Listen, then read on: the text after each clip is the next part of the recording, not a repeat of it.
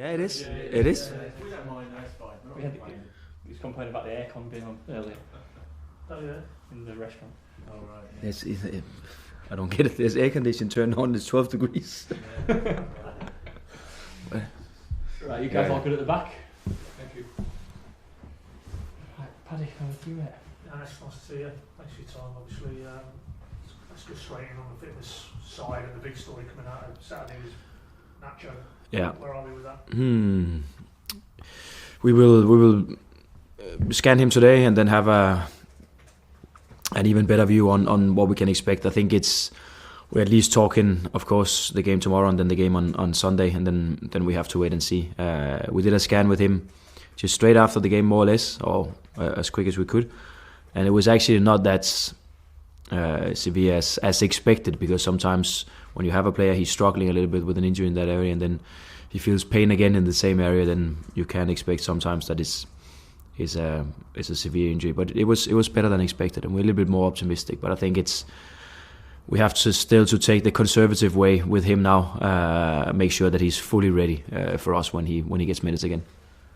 Appreciate, obviously it's ongoing in terms of the scanning and that. Are we talking tears there? Is it an actual sort of tear? No, it's not. But that was what we hoped it wasn't, and it wasn't, which is of course positive news. But on the other hand, we also have to, treat the player well. He was really, really keen on playing that game in Stoke, and we listened to that, and he was fine also on pitch the days before. So that's sometimes how it goes. But I think that with the injury now, we have to be a little bit more cautious. We have to be a little bit more careful, and then take it a little bit more week to week and see when he's back. In terms of the lads who were involved on Saturday, separate to Nacho, any issues there fitness-wise? No. Everyone came off in a good way. Just an update on Gunny. Is it still looking like probably not for this week? Angus? Yeah, I think again that would be too optimistic. I hope we can get him back on grass after the Sunday game, and then see if he can compete for a spot again after that. But I think it's too early for him still. Just taking it back, obviously no Nacho tomorrow, so you've got a decision to make there in terms of your midfield options. I mean, do you feel, without obviously giving too much away, but you have the type of profile of player who could come in and maybe offer you what Nacho does? Because it's fair to say I think he's emerged as quite a key figure for you in terms of what you're trying to do. Yeah, and I think actually we try to look at it in a different way and see what do we have of options at the moment, and to try to make a role that fits that perfect or as perfect as possible for the player that we're going to choose. I think that's the way to look at it, because of course the way that Nacho's been playing, with his quality, I think with his confidence and his form, and it will be difficult to replace him 1-to-1. So we have to, of course, choose one of the others and find the best possible role for him, and that we're going to do. Where would Lungi fit into this sort of equation? Because mindfully only, you said he yeah. in the training last week. I mean, what's the path to him to getting in first team minutes? Yeah, but that's he's of course in the fight for that position as well. Of course, he's not up to speed in terms of physicality and his fitness, where it's not 100% yet. But I think the plan is that we bring him for the game tomorrow. Not as a starter, he's not ready for that, but it's realistic that he can get some minutes, and then we can easily start to build him up again. And then the other guy who was kind of out similar length of time, Fashion Actor, is he now back in with the group? No, not yet. Where are we with him? Maybe another week or so? Yeah, I think again, what we've planned for is that he can be back with the group after the Sunday game. So again, whether he can be competing for a position on the game Saturday after that is maybe a little bit too early, but I think he'll be with the group Monday next week. I think that's realistic. I promise I won't spend the next 2 months asking you about transfer window, because I'm sure that's about as far removed from your thoughts at the moment. But there was a report on him at Switzerland over the weekend. Maybe his old club, Young Boys, potentially looking at him. Obviously, first and foremost, you've said it there, he needs to get fit, needs to play games. But if he got to January and he hasn't really played, is that a situation you could revisit, do you think, with him? I think to be fair to him, we have to look at the situation. It's also, what is his desire? Where does he want to go? I think first and foremost is for him to get back and be ready, and then everyone gets a feeling of how close he is, and can he really compete? Can he get minutes? Can Can he be in the starting 11? We have to find out, and he will find out as well. And I think, of course, when he gets when he finds out a couple of games, okay, am I in or am I not in? Then of course that decision end of the day will be a little bit more easy for him to take. I think it's so much a future thing for us. We have to decide a couple of months from now, because obviously he's not in with the group. So I actually have no idea how close he can get to the team. Update on the first team coach. Where are we with that process? When is the next press conference? Friday. Tomorrow after the game? Likely, well, after the game tomorrow, but likely Friday, pre-match. Can we say something Friday? Yeah, I think so. I hope so. What if I was to say to you that obviously he's active, the names out there now, Jack Lucha, would that be a million miles from where your thought process is as a club? Not a million miles. Yeah, okay, so we'll probably park that until you've obviously confirmed it. But hopeful that could be resolved by the end of the week. Yeah, we hope so. We hope at least we can get the candidate in. But it's all a matter of timing, and it's not the ideal day today. And of course tomorrow you're not in the building. Wednesday is a day off, so it's about timing. But yeah, I think we are close to really finding the candidate that fits us well and will be a good member of the staff and you know can support the group and give us some inspiration also from outside, which is also what we want. So hopefully before the Sunday game we have some news. Just thought on Stoke. I'm sure you and the coaches have debriefed it. Was it how you saw it on the day? And if so, with a bit of distance now, maybe where's your head at in terms of the factors behind that second half that wasn't quite, well, it certainly wasn't on the level of the first half? No. And I showed the players some clips Sunday morning, and that they were also they had the same feeling that we were a little bit too sloppy in how we handled the ball. I think our passing game was not well enough. I think our movements were not sharp enough. It seemed like we were caught a little bit in between, and of course when the quality is not there, when the movements are not really sharp enough, then you can get in problems everywhere you go in this league, and that was I think what we saw Saturday. So it is. I had the feeling after the game as well that if we could have kept the momentum and the quality and the things that we did from first half to second half, it would have been a very good game for us. But we did manage to, and that's also just something we have to reflect on and see. Okay, that's maybe a statement of where we are as a group. We cannot expect 90 minutes of top quality. There will definitely be moments in the game where we have top quality, and then we need to get closer to have more moments, and also to accept that there will be phases of the game where we have to defend a little bit more. So, but I'm still a little bit disappointed, because I think the first half was so good, despite the last 5 minutes of it. I think it was so good. I think there was so much control, and I think it was us really being on top and creating dilemmas for them, and it was difficult for them to put us under pressure. And I think we also started creating good opportunities and chances. So I was really, really pleased with that, and tried to tell the players in halftime, please don't think too much about the goals being scored. Think about the first half. What is your feeling about that one? And everyone was like, yeah, we've done really, really well. Good. So let's please see if we can do that in second. But we didn't succeed with that, and we try, of course, to analyze and look forward and see how we can perform even better for closer to 90 minutes. I mean, it's obviously fair to say as well that clearly the international element and maybe a bit of fatigue, that was a factor as well. But so with that in mind, how mindful of that you feel the need, you just need on that aspect to freshen up for tomorrow night? Yeah, it is. It's of course a situation we have to look at. It's never easy to go into a game where we have 1 day of preparation and we have a lot of players coming in late after their national duty. So that will always be a tricky one. Of course, now we play 4 days after again. So it's not because we've just spent 100 days of training out there. So it's that fine balance of highlighting the key moments of the game where we really think we can influence the performance leading into Tuesday night. And I think we found some good situations, some moments for the players, and also my feeling is that they are a little bit more fresh, a little bit more energetic based on the Saturday game, and really looking forward. So I think 1 point in Stoke was okay. I think we have to accept that sometimes one point away from home is okay. But again, the group have bigger expectations and high expectations, so that's what we try to do.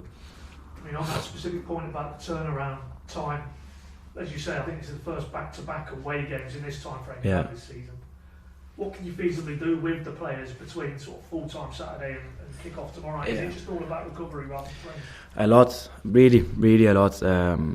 So we didn't really do that much on Sunday. We were in and watching video, see if we can link it a little bit to the game on Tuesday night, and then the subs and the reserves had a short session out there, and then today obviously we've tried to prepare for the game tomorrow. But it is about having fresh legs and having energy for the game tomorrow, and then see if we can fix as many of the I will not say problems, but the things that went well in the game against Stoke. See if we can fix that on the video screen. But it's not always easy. So we have to do what we can, and again, it's end of the day, it's based on our qualities and how good we can go out there and perform tomorrow night, and fight hard as a group and be solid and support each other. And again, I think the mentality in the group has really impressed me, because they are doing so well for each other. They're working so hard. So we have to accept the difficult moments in the game, but that's also where you grow as a team. And on that point, it is a very, for some of the younger players I'm thinking about, they're coming in, they won't experience maybe this type of schedule. Is that something you have to be mindful of? That it is a special mentality to go to Stoke, go to Preston, and then have another game a few days later. It is, and we do everything we can to see if we can prepare them for them, and we use, of course, also the experienced guys we have in the group. Where I think what also impressed me is that a guy like Kenny can just play 90 minutes again on a Saturday. A guy like Shane can just play 90 minutes again. So we really also have to rely on these guys, and both the performance they give to the group, but also the experience they can hand on to the young ones. So they're really a huge part of the team at the moment, and will be even more for a game like the one Tuesday night, and of course also Sunday. So it is a fine balance of experience, a fine balance of performance, but it's also the exciting part in this, because we get some answers now, and we see who of the young ones can actually take the steps and can actually be a player that can come in and give us some performance and give us some quality. So we'll also get some good answers. I don't know, as a head coach, how driven you are by data and the stats, or how much you consume. I mean, there's so much, it must be very difficult to sift out what you feel is the most relevant to you. But I mean, I was struck there just at the stats the other day that, of the 8 games, obviously you've lost 2, but of the other 8, you took the lead in all 8, I think.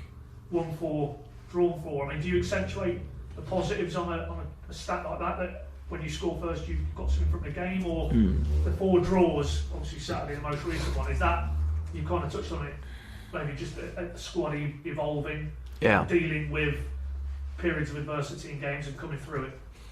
Yeah, it is. I'm pleased. Like I said, I'm pleased with the way that we approach, especially the first half in Stoke, and we have done it also in some of the other away games now, where there's a big difference to where we started. Now we can actually go to Stoke and expect that we will be the dominant team, that we will be the team in control, and it takes a lot of hard work. It takes a lot of training and experience and analysis to get to that point where we can just expect that from the team, and we will try to do that tomorrow. But we also still there where we have to accept that there will be moments where it's more difficult for us, and there will be moments where we have to defend more than we actually want, and these are also the moments where you learn and where you grow as a team. But I'm pleased with the development. I'm pleased with where we started, where we are now, and also when I look at the group, I cannot wait to when we are in December, because I expect the team to be even better. So just based on what I see out here every day, but we've taken some big steps, and we've played 10 games in the league so far, and just everyone was there in the first game of the season, and most of us guys were in Stoke and home against Hull the other week. So everyone can see that we are building, and we are developing, and we are improving, and that's what it's all about. Thoughts on tomorrow night? I know as always it'll be about you and your team and what you need to be good at. But if you were going to look for a difficult championship midweek away game, this is probably one of the top places. I think they've not lost since the opening day. They're 1 defeat in 7 in all competitions. This is a proper championship midweek away game. Yeah, it is. It is. We're excited. It's going to be like all the other games in the league. There's going to be full power from the beginning, and it's going to be intense. And again, small margins. We have to do everything we can, and it's going to be a tough fight for us. But we have to do everything we can to make it a game that is decided with our qualities, so we can get it into a game picture where it's us on the ball and we can create chances. Because of course it's a physical strong side, Preston, where if they can get that, create that game picture where it is about their vertical style of play, where they go direct, they create some second ball situations, some crosses to the box and so on, then it's going to be a hard one for us. So yeah, a little bit like what we saw in Stoke. I think when we're good, we can be really, really good, and that's what we have to try to do as much as possible. Also Tuesday night, with all due respect to the Preston team, because they're a good home team. Yeah, I mean, the way you've mapped it out there and the threats they've got, it feels like if you can get more in the first half than the second half of Stoke, then you'll be confident.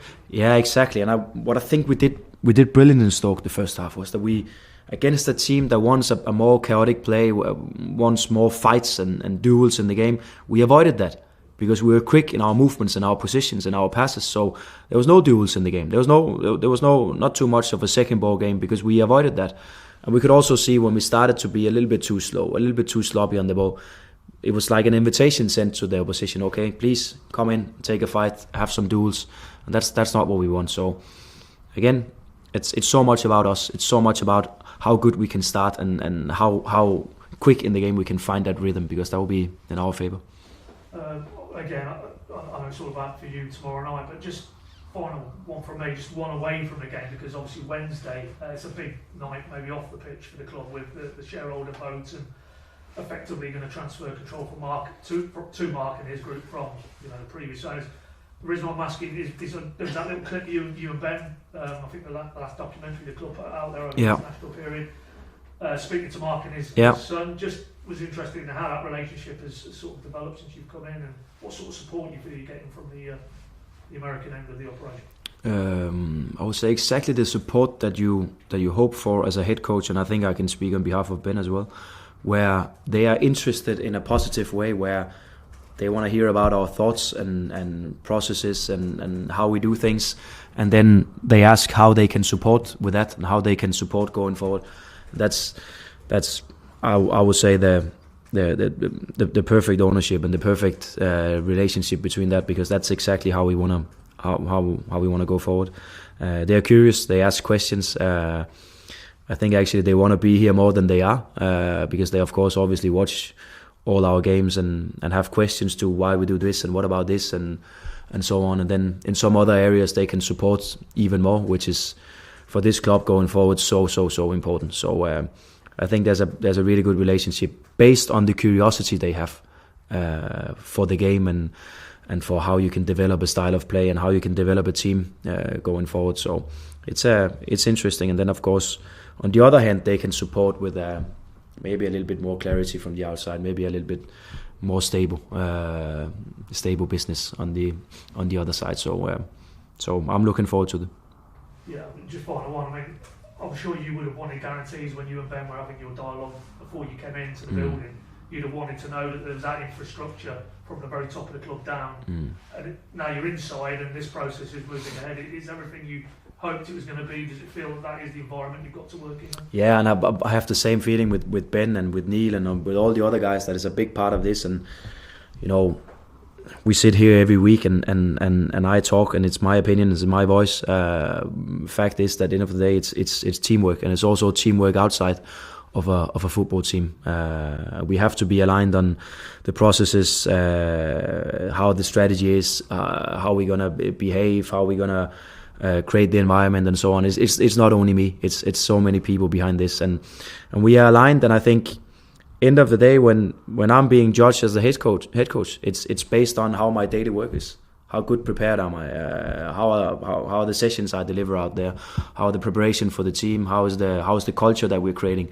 And if we start to drop here and we're not strong enough in our culture, I think that will be the point where Ben will come in from the outside and ask, why is this going on? Because again, everyone knows the championship, and you can drop some points here, and you can win some points over here. That we cannot be too affected by. We just have to see that there's development and we are improving, and everything gets hopefully even better. Thank you.